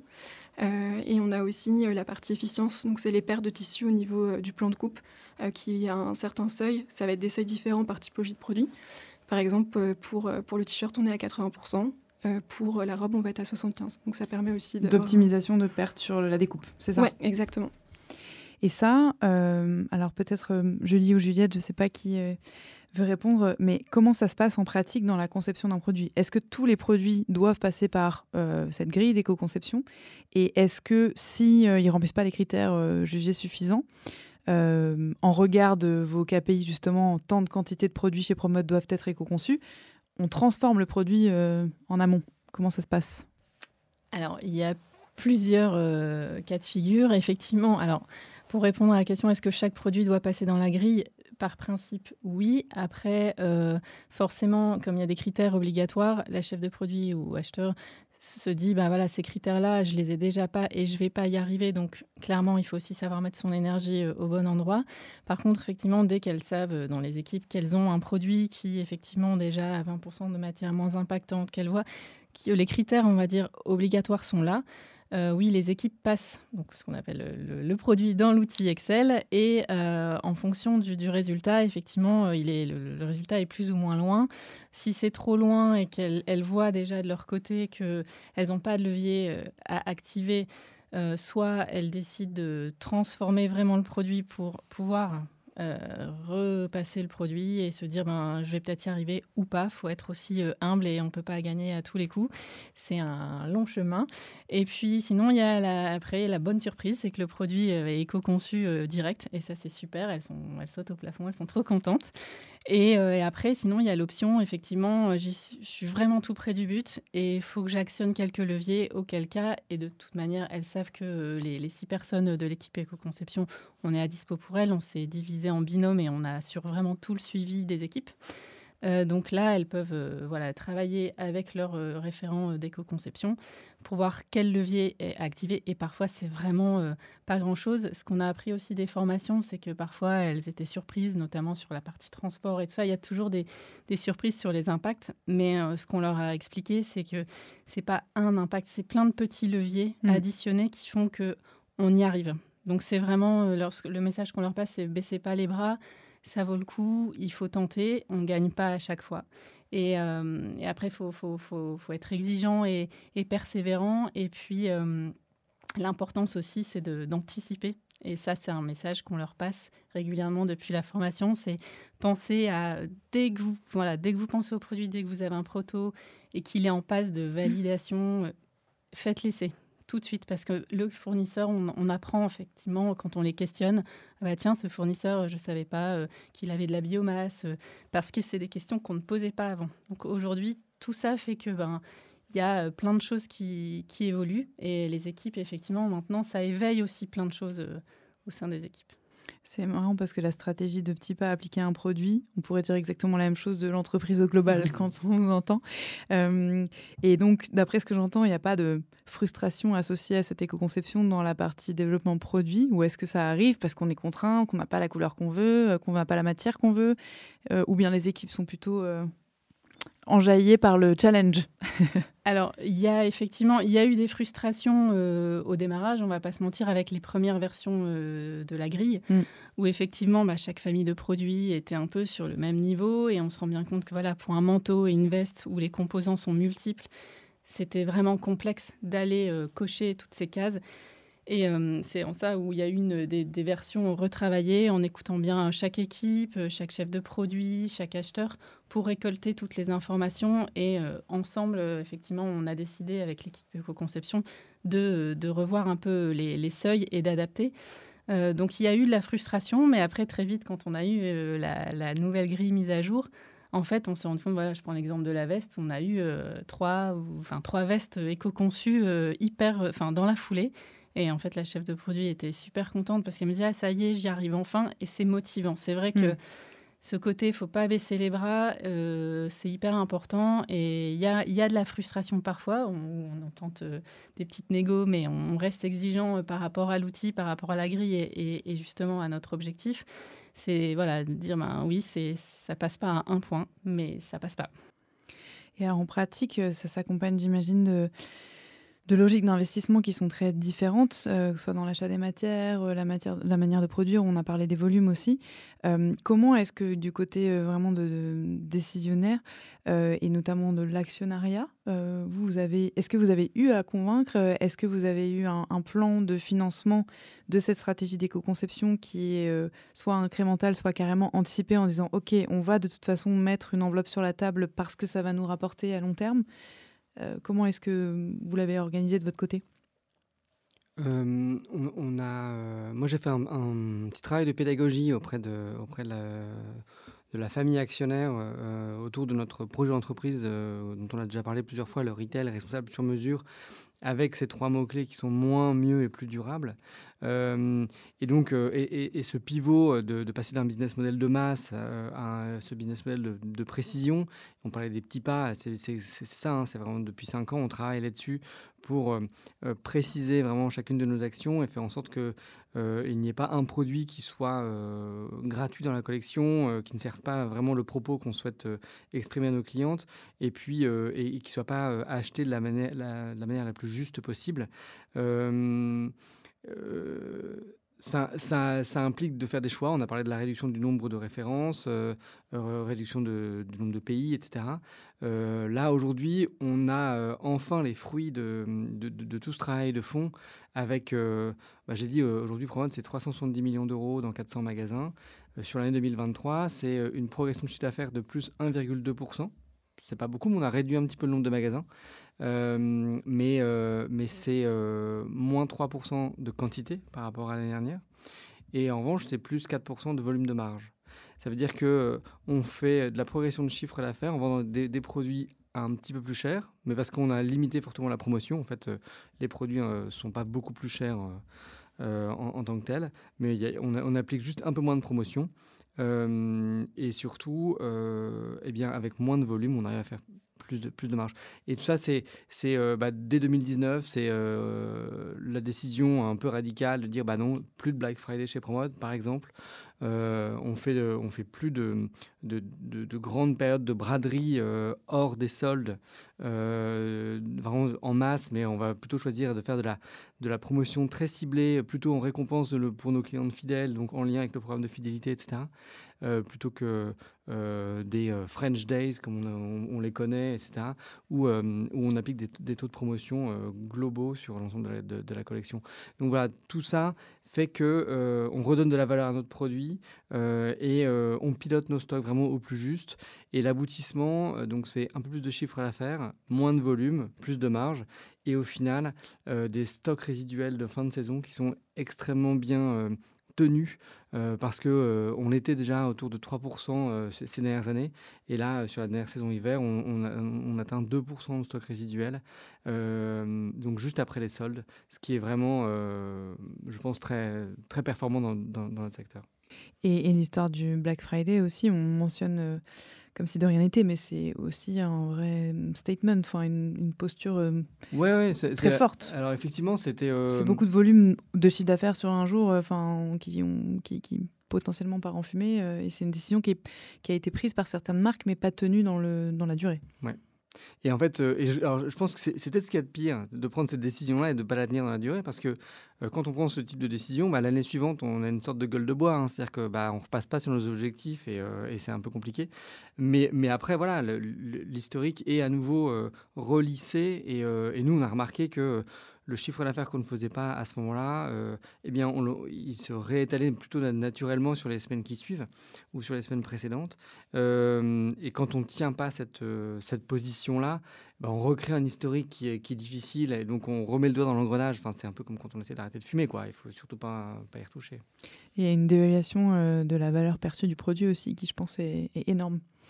Vous avez choisi de partager cette grille dans un temps 1 pour avoir des retours d'expérience de marques qu'on peut peut-être mentionner si vous voulez bien. Est-ce que vous pouvez nous parler de ces marques et de leur retour ?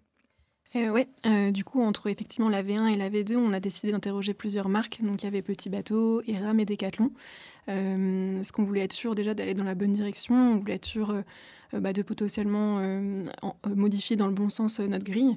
Il faut savoir, certaines de ces marques sont quand même beaucoup plus avancées que nous, surtout en matière d'éco-conception. Et du coup, c'était hyper enrichissant de pouvoir récupérer les bonnes pratiques des uns. Mais il faut savoir que les bonnes pratiques ont été dans les deux sens et que ça a permis vraiment d'enrichir la démarche et d'avoir vraiment quelque chose de collaboratif. Donc ça, c'était hyper enrichissant pour nous et j'espère pour eux aussi. Et on a aussi, il n'y a pas longtemps, fait une petite présentation de la V2 dans un groupe de travail avec plusieurs marques. Et du coup, les retours étaient aussi hyper positifs. Alors, il y a aussi des limites qui ont été mises en évidence. Et on le sait, de toute façon, l'outil n'est pas parfait. Et c'est aussi pour ça qu'on veut le mettre en open source. C'est pour entamer aussi une discussion autour de ça. C'est possible d'avoir le détail sur les points positifs et les limites qui ont été remontées sur ces versions ? Sur les points positifs, il y a quand même la prise en compte de tous les mix énergétiques.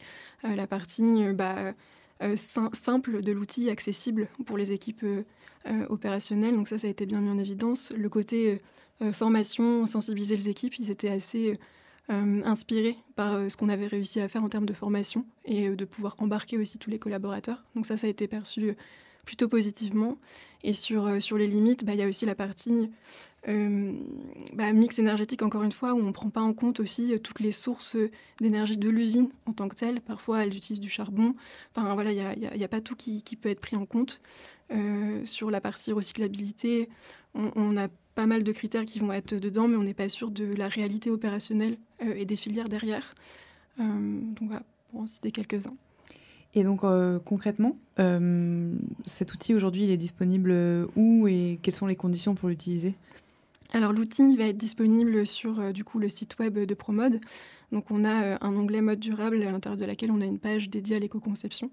Donc on va mettre à disposition ici des explications déjà aussi sur l'outil, comment il a été construit, donc un peu tout ce qu'on a dit, mais avec des mots écrits. Et il y aura du coup un lien qui ira vers un formulaire où il faudra juste donner son nom et son adresse mail. Et en fait, l'équipe éco-conception va directement recevoir les notifications de demande et envoyer la grille avec notre adresse du coup éco-conception pour pouvoir justement avoir ce point de contact aussi avec les personnes qui veulent utiliser, regarder un peu la grille. Et ce qu'on veut, c'est vraiment entamer un dialogue. Donc c'est pour ça qu'on préférait mettre à disposition l'outil via un contact, un formulaire de contact. Et il y aura aussi sur LinkedIn des liens qui vont se faire là-dessus. Je mettrai dans les notes de l'épisode et l'article associé.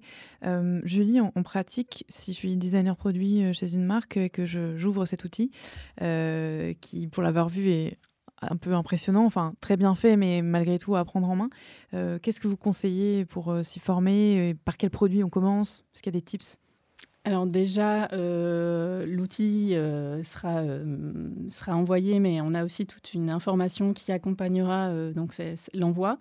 Aussi, comme on l'enverra de notre boîte mail éco-conception, la personne pourra tout à fait nous solliciter et on essaiera au maximum de répondre aux questions. Ensuite, en l'ouvrant, donc oui, c'est un peu impressionnant. Bon, c'est un Excel, il a des jolies couleurs.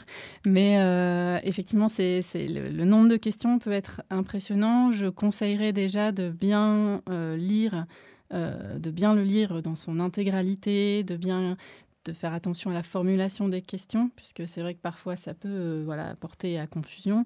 Et de prendre le temps, effectivement, si on a un produit, il faut déjà s'assurer qu'on ait bien toutes les informations pour répondre au questionnaire, à l'outil.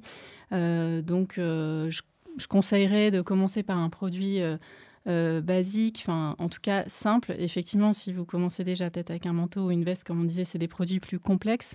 En tout cas, pour se faire la main dessus, je trouve que commencer par du t-shirt, par du pull aussi, ça peut être intéressant puisque la grille est vraiment adaptée à chaque famille de produits. Donc, il y a bien un onglet où vous choisissez la typologie de produit.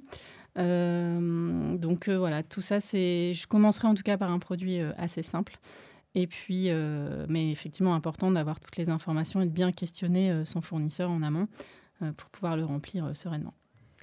Aujourd'hui, est-ce que vous avez établi pour les 2, 5, 10 prochaines années des objectifs sur la part d'éco-conception dans les produits, la part de produits, le pourcentage de produits éco-conçus selon votre définition chez Promode? On a parlé du nombre de références aussi. Est-ce que c'est globalement une pente décroissante? Est-ce que ça va se stabiliser? Alors, sur la partie de produits éco-conçus, aujourd'hui, ce qu'on demande aux équipes, c'est d'avoir 3 produits éco-conçus par saison et par famille de produits. Bien sûr, quand un produit est éco-conçu une année, l'année suivante, il ne compte plus dans le compteur. Il doit rester. Ça, c'est vraiment quelque chose auquel on tient. C'est qu'un produit qui a été éco-conçu, s'il est refait la saison d'après ou l'année d'après, je pense notamment au basique, il faut qu'il le reste. C'est un peu comme le Black Friday. Ce serait dommage de lâcher. Donc, c'est là aussi, chaque saison, il y a besoin de renégocier avec les fournisseurs, de bien se reposer. Et puis, pour l'instant, on est à 3 produits par saison, par famille. Et si je peux rajouter, on est aussi convaincu qu'avec l'affichage environnemental qui va arriver, finalement, va y avoir une certaine fusion entre la démarche d'éco-conception qu'on a entamée et ce qui va arriver avec l'affichage environnemental. Et on ne sait pas encore de quelle manière ça va fusionner, mais potentiellement, les objectifs qu'on se mettra à long terme, donc 3 à 5 ans, ce sera plutôt lié à la partie affichage environnemental qu'à la partie grille interne d'éco-conception. Oui, avec en parallèle ce qu'on disait sur le devoir de vigilance et la CSRD et sur ces questions-là. Donc, est-ce que parce que vous avez aussi la particularité d'avoir développé ces outils en interne, là où, et c'est une très bonne chose, il y a une multiplication des acteurs tech ou services en faveur de l'impact, de la traçabilité et de l'interopérabilité de toutes ces fonctions. Vous avez cette volonté d'être autonome sur ces supports, ou est-ce que, notamment du fait de la mise en conformité réglementaire à venir, vous sentez que vous aurez besoin d'être épaulé? C'est sûr, on aurait besoin d'être épaulé. Et pour le coup, on n'avait pas encore à disposition d'outils sur la partie éco-conception. C'est pour ça qu'on a voulu aussi l'anticiper de notre côté. On était convaincus que c'était là vers quoi il fallait aller. Mais sur la partie affichage environnemental, en fait, c'est tellement aussi technique, c'est des données tellement compliquées en fait, à collecter et à calculer derrière qu'on sera obligé d'être épaulé par des outils. Et justement, là, on est en plein appel d'offres pour trouver le bon outil qui nous accompagnera sur ce sujet. Appel à tous les takers qui nous écoutent. Et en termes de formation des équipes, est-ce que vous avez des KPI aussi, des objectifs dans certaines autres industries, ça existe une formation continue obligatoire, le fameux système de points qui chez vous est de l'ordre de la gamification, ça peut être aussi obligatoire? Ça pourrait. Effectivement, aujourd'hui, on est plus sur toutes les personnes. Il y a un suivi RH, en tout cas, sur toutes les personnes qui suivent la formation éco-conception. Je veux dire, c'est une formation qui est obligatoire, en tout cas, au moins pour toutes les personnes de l'offre. Et après, on a questionné chaque directeur donc du MPA et de la DIR client pour qu'il nous donne un peu les listes des personnes qui devaient absolument être formées. Donc, il y a un suivi RH derrière pour s'assurer effectivement qu'on ait bien le tampon formation effectué. Après, régulièrement, ça peut être 2 fois par an, on fait des petites relances et c'est ce que je disais, on en a fait là début 2023 pour s'assurer que chaque nouveau collaborateur, même s'il est là pour 6 mois, en fait, c'est cool qu'il puisse faire la formation. Donc après, effectivement, on n'a pas encore, on n'a pas été plus loin, en tout cas, dans cette notion de formation sur l'éco-conception. Je vous tape pas sur les doigts, hein. C'est soit je partage vos bonnes pratiques, soit je vous donne des pistes. C'est au choix. On a abordé très rapidement la question de la responsabilité, de votre responsabilité par rapport aux parties prenantes, à leur transformation, à leur bonne surprise de finalement mon fournisseur a lui-même des panneaux solaires versus l'audit est à revoir à la fois côté social mais aussi environnemental. Quelle est la part de responsabilité que vous prenez en charge? Et je me tourne peut-être vers vous aussi, Julien. Il y a une anecdote Covid que vous m'aviez racontée sur cette question de la fidélité et de la continuité des relations, mais donc la nécessaire transformation de ces acteurs si vous voulez que vos scores continuent de s'améliorer. Qu'est-ce que vous faites concrètement? Je pense que Juliette et son équipe sont vraiment au plus proche de nos fournisseurs pour les accompagner. C'est-à-dire qu'on non seulement on fait des audits, mais aussi on leur donne des pistes pour s'améliorer, etc. Et ça, c'est extrêmement important. Je pense que la fidélité de nos relations, dans nos relations avec nos fournisseurs est extrêmement importante et on souhaite vraiment l'aborder sous forme de partenariat. C'est la meilleure manière de collaborer et d'avoir un échange gagnant-gagnant. Et moi, je ne crois pas à la négociation qui tord le bras du fournisseur. Ça marche une saison, peut-être 2, mais dans le temps, c'est pas constructif. Effectivement, pendant le Covid, il y a on a tous été extrêmement choqués, secoués par cet arrêt brutal de tout commerce et donc de rentrée d'argent, en tout cas via nos magasins.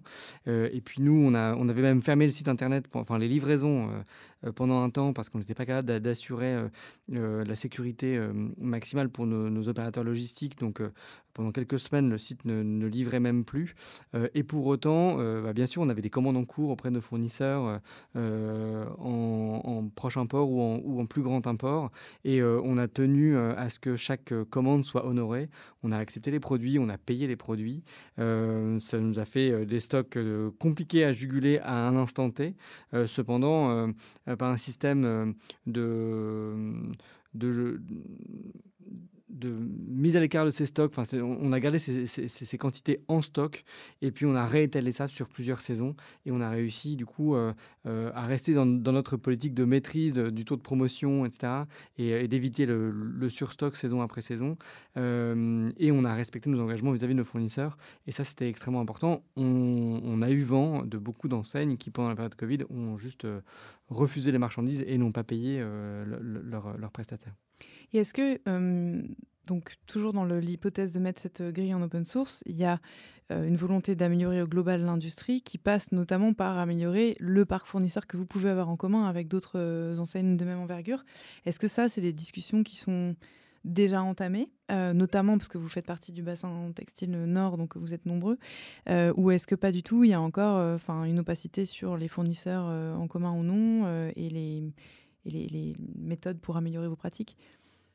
Alors, de manière générale, moi je crois beaucoup à ce que, au travail en commun, on a tous intérêt à ce que la filière textile soit de plus en plus vertueuse et de moins en moins impactante. On est en train de parler de la planète qu'on va laisser à nos enfants, et donc et en même temps on a envie de continuer à habiller les gens et à leur faire plaisir. Et je crois qu'on a vraiment intérêt à travailler tous main dans la main dans ce sens-là. En tout cas, c'est notre volonté chez Promode, et cette petite initiative, cette goutte d'eau dans l'océan qu'on fait avec cette mise à disposition en open source de cette grille d'éco-conception va dans ce sens-là. Et vraiment, on est hyper ouvert à ce que chacune des marques, enseignes qui ont envie de travailler avec nous le fassent, quoi. Donc, bien prévoir le formulaire de contact dans la grille d'éco-conception pour centraliser les retours. Alors, question politique inhabituelle ici, mais on est quand même en plein cœur des débats projet de loi pour ralentir la fast et l'ultra fast fashion, la CS-D qui a été reléguée à l'état de projet il y a quelques semaines. Est-ce que vous avez, en dehors de vos prises d'initiative et de votre responsabilité d'entrepreneur, une attente particulière en matière de légifération? Qu'est-ce que vous attendez, si vous attendez quelque chose des politiques et des lois? J'ai pas beaucoup de commentaires à faire par rapport à ça. Moi, ce que j'attends juste, c'est que les règles soient appliquées de manière juste et équitable pour tous les acteurs. Nous sommes une entreprise française implantée en France qui distribue nos produits. Nous distribuons nos produits essentiellement en France, et on applique les règles de la loi française. Je ne sais pas si c'est le cas, et c'est pas mon rôle de juger ça, mais si jamais il y avait des acteurs français ou étrangers qui ne respectaient pas les mêmes règles que nous, alors oui, c'est très bien qu'on durcisse les lois pour que ces règles-là soient plus justes pour tout un chacun. Je pense qu'encore une fois, on a tous intérêt à ce que le secteur textile soit plus vertueux, et donc aller définir un nouveau système de règles pour éviter que certains contournent ces règles-là. Moi, ça me va très bien. Après, on est très bien accompagné par des fédérations comme l'Alliance du commerce ou le Procos, par exemple, dont on est membre. Et donc, on collabore beaucoup avec ces fédérations-là, qui sont, elles, en lien direct avec les politiques.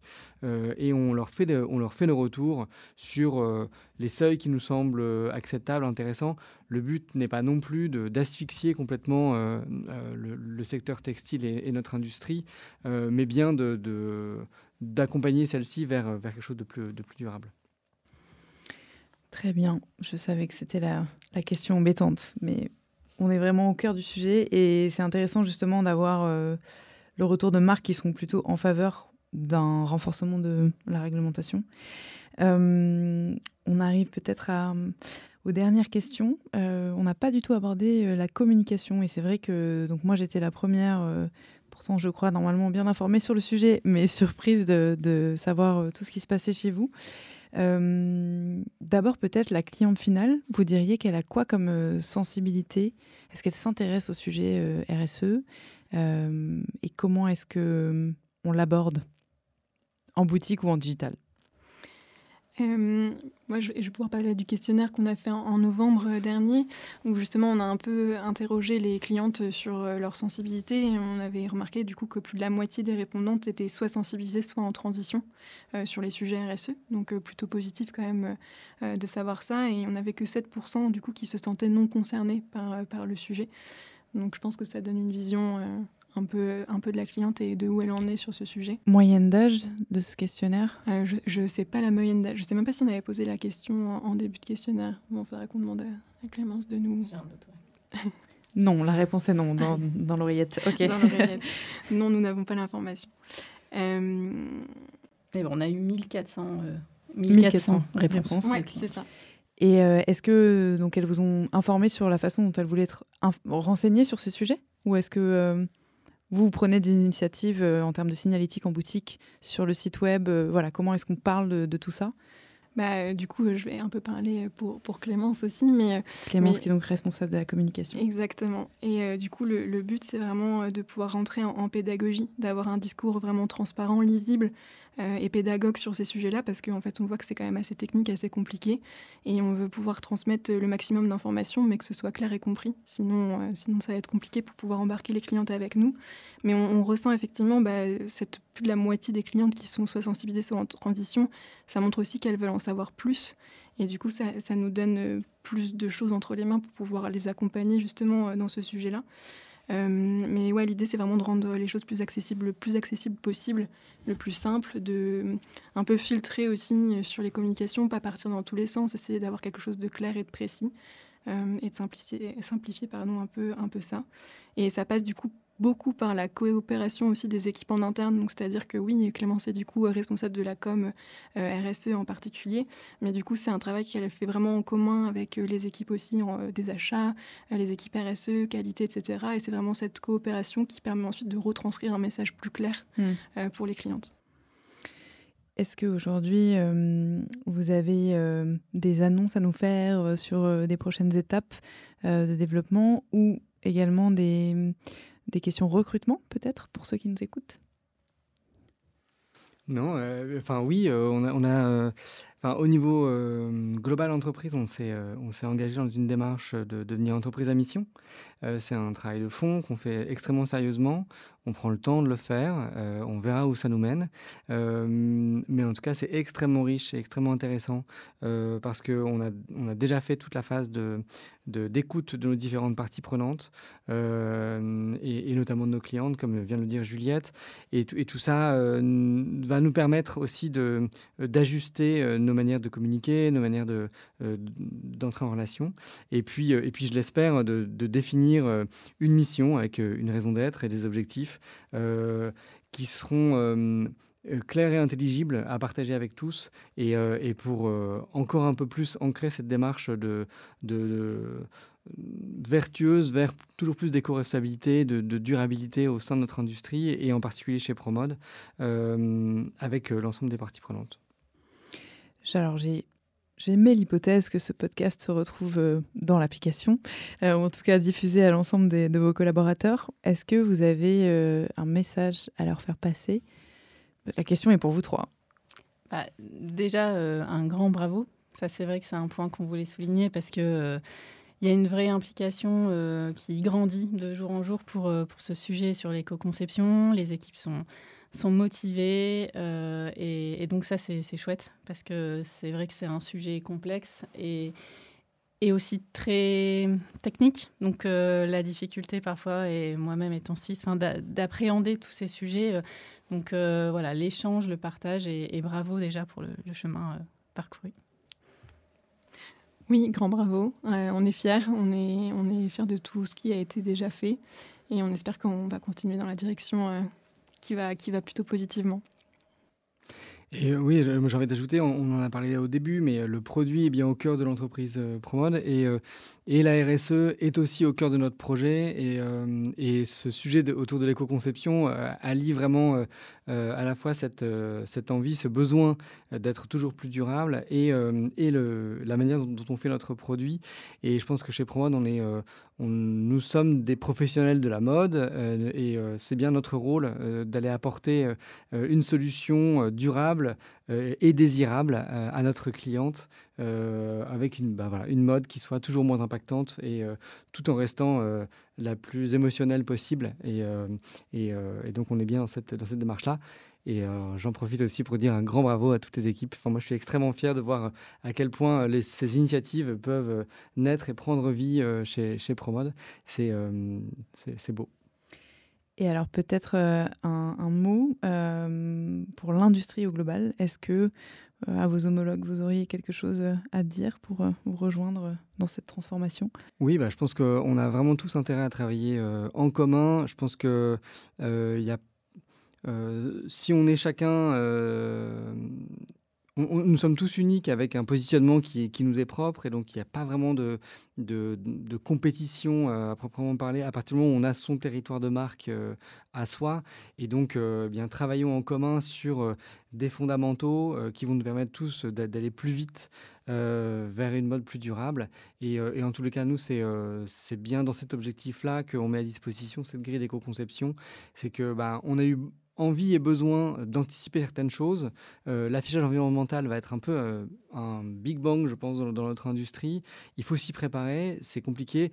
Chez Promode, on a la chance d'avoir des personnes et des personnalités extrêmement compétentes qui ont pris le sujet à bras-le-corps. Eh bien, partageons ça et venez tous enrichir notre grille d'éco-conception. C'est hyper intéressant parce que c'est peut-être le mot de la fin, mais vous avez dit une chose juste. À partir du moment où on a une identité forte et on sait définir les contours de sa marque, on n'a pas de raison d'avoir peur de ses compétiteurs. Je pense qu'une des raisons de la perdition de l'industrie, c'est la massification de l'offre et l'harmonisation globale de l'ensemble des produits. Donc, commencer par savoir qui on est, pourquoi on crée quelque chose avant de savoir comment est-ce qu'on va le fabriquer, c'est en soi déjà une raison d'être quand on est une marque de mode.